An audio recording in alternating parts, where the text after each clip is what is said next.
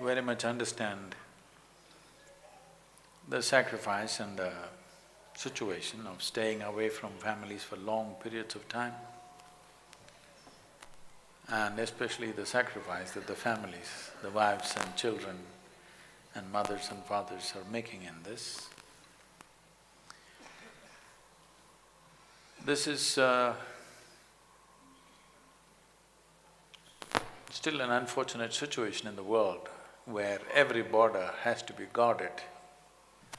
Since 1947, when we got this wrested it out of foreign powers and got it into our own hands, I think we were too excited about this idea of freedom, and we did not understand what territory means.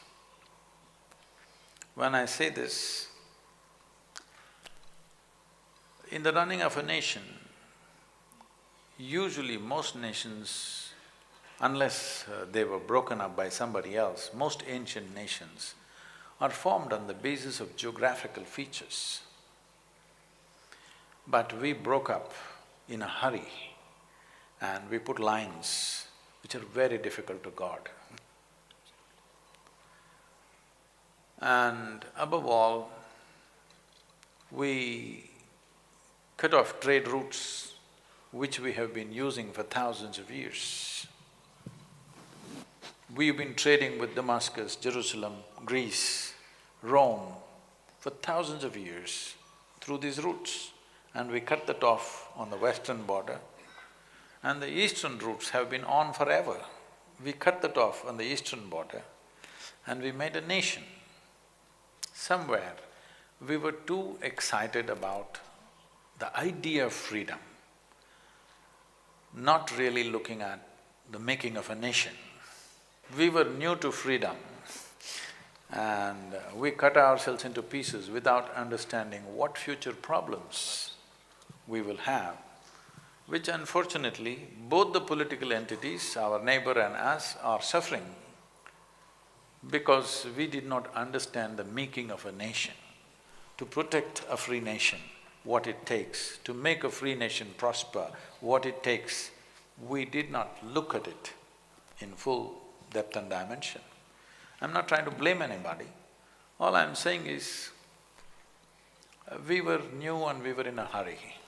In many ways, the troubles of our armed forces are related to this, the kind of terrains we have placed them in without reason, in plain open land sometimes. So as your commander was saying, you are in minus 15 degrees centigrade and 52 degrees centigrade in Rajasthan, extreme conditions. Apart from that, staying away from families. This staying away from families, in the past, it was not so much of a problem because almost any man who was active either in business or in anything stayed away from families for long periods of time. But today, because of cell phone and Facebook and Twitter, you're guarding the border with your family right behind you, which is tough.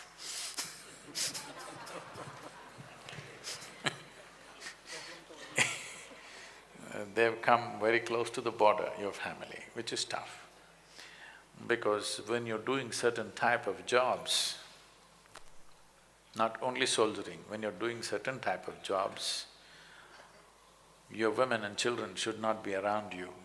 You cannot do that job well. It will bring so much concern and fear that you cannot do the job well. But this is the modern life, that they're everywhere. Every 5 minutes they can call you. There are issues like this is the trouble of the modern times, but at the same time, it is also a solace for the families that they can be in touch with you. But I can imagine what will happen to the families and to you.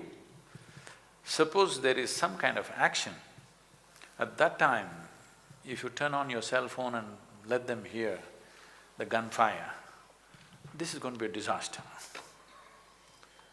I really don't have a solution for that.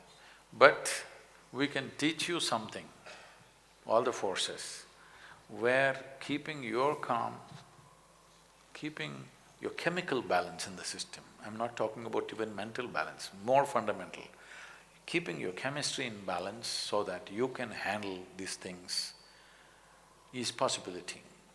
But for this modern day communications, I would say excessive communication, not just for the soldiers, for everybody too much of communication is a bit of an issue, but we have to learn to deal with it.